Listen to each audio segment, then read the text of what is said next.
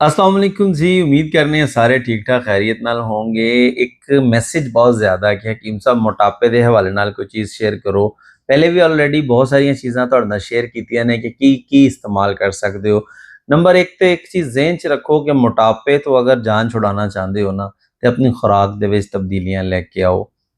चिकनाई छड्ड दिओ, चावल छड्ड दिओ, रोटी घट कर दिओ, चीनी का इस्तेमाल बिल्कुल छड्ड दिओ।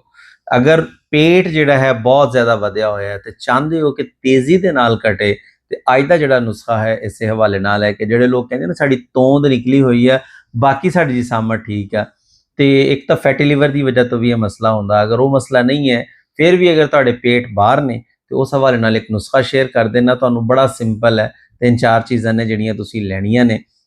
नुस्खा नोट कर लो। नंबर एक तो तुसीं अद्धी चम्मच लैनी है मेथी दाना। उस तो बाद अद्धा चम्मच तुसीं लैना है जीरा, अद्धा चम्मच तुसीं लैना है अजवाइन। ये चाय वाले चम्मच की गल कर रहे हैं, कदे वड्डे चम्मच भर भर के पाने शुरू कर लो।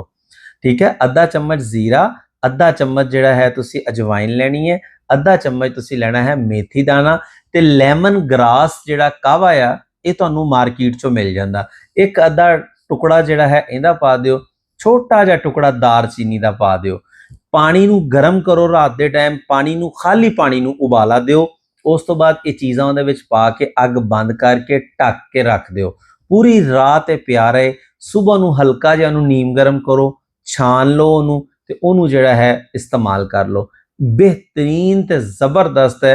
अगर तुसीं अच्छी डाइट कर रहे हो नाल इस नुस्खे नूं इस्तेमाल करदे हो तो समझ लो कि 2x स्पीड हो जानी है। जिवें वीडियो असीं करने ना कि 2x स्पीड ते जल्दी जल्दी हो जाएगा, इसे तरीके नाल बड़ी तेज़ी दे नाल तुहानूं रिजल्ट मिलणगे। तो बेहतरीन ते मुजरब चीज़ है जिहड़ी शेयर कीती है, ज़रूर बनाओ, इस्तेमाल करो, इंशाअल्लाह बहुत फ़ायदा मिलेगा। मज़ीद अगर कोई मशवरा या किसी भी मर्ज़ के हवाले नाल कोई डिस्कस करना चाहते हो तो तुहाडी स्क्रीन ते मेरे पिछे नंबर शो हो रहे हैं, इत्थे तुसीं स्क्रीनशॉट ले लेना ते जिहड़ी भी गल डिस्कस करनी है इस नंबर ते राबता करके कर सकते हो। लेट सवेर जरूर हो जाती है लेकिन कोशिश यही होंदी है कि हर बंदे नूं रिप्लाई जरूर करा। बहुत उम्मीद है जी कि वीडियो चंगी लगी होएगी। लाइक लाजमी करया करो, शेयर लाजमी कर दिया करो ताकि होर भी देखने वालियां दा फायदा होंदा रहे।